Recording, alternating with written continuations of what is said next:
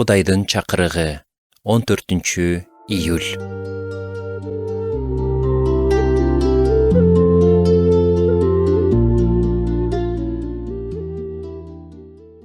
Сизди эмне таң калтырат?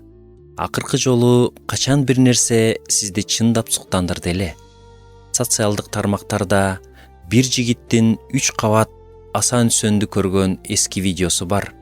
Анын кубанычтуу реакциясы бир убакта күлкүлүү да, жүрөккө тийчүдөй да сезилет. Менин жашоомдо бир нерсе мен ошол жигиттей таң калтырды беле?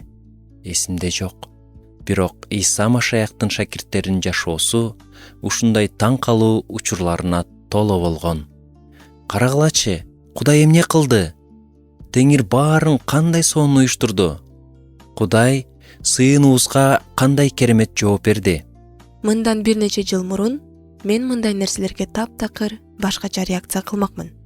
Бирок Кудай чынында адамды өзгөртөт. Матай жазган жакшы кабарда Ыйсанын эң белгилүү насааттарынын бири тоодогу насаат жөнүндө окуйбуз.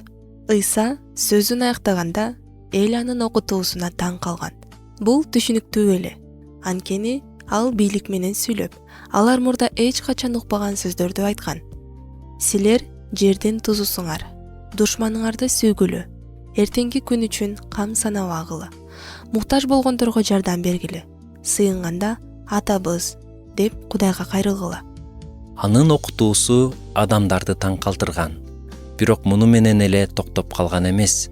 Кийинки бөлүмдө эле алар Исанын 5 орлуу адамга колун тийгизип айыктырганын көрүшөт. Андан кийин дагы көптөгөн кереметтер болот. Ал деңиздеги бооронду токтотот, кабар айтат, ооруларды айыктырат, 5 нан жана 2 балык менен 5000 адамды тойгузат. Дагы насааттар, дагы айыгуулар, биринин артынан бири болгон кереметтер. Бирок кийин саткынчылык, камакка алуу, сабоо, айкаш-чыгачка кадалуу, өлүм жана көргө коюу келет. Албетте, 3 жыл бою Исанын артынан ээрчигендер терең кайгыга батышкан. Ушундай улуу адамдын жашоосу ушинтип аяктадыбы? Бирок анын жашоосу аяктаган жок. Кара булуттардын арасынан жарык чыга турган убак жакындап калган эле. Андан кийин болгон окуяны адамзат тарыхындагы эң улуу керемет деп айтууга болот. Ыйса Машаяк тирилди. Бизге жаңы өмүр берүү үчүн тирилди. Бул жашоодо бизди таң калтырган көп нерсе бар. Жөн гана айланаңызды караңыз. Бирок эң чоң жана түгөнгүс таң калуу бул жакшы кабар. Менин баардык жыгууларыма карабай, мендеги күнөө мен ойлогондон да терең жана коркунучтуу болсо да, Иса мени ушунчалык сүйгөндүктөн мен үчүн өз өмүрүн берди. Өлгөндөн тирилди жана кайра келет.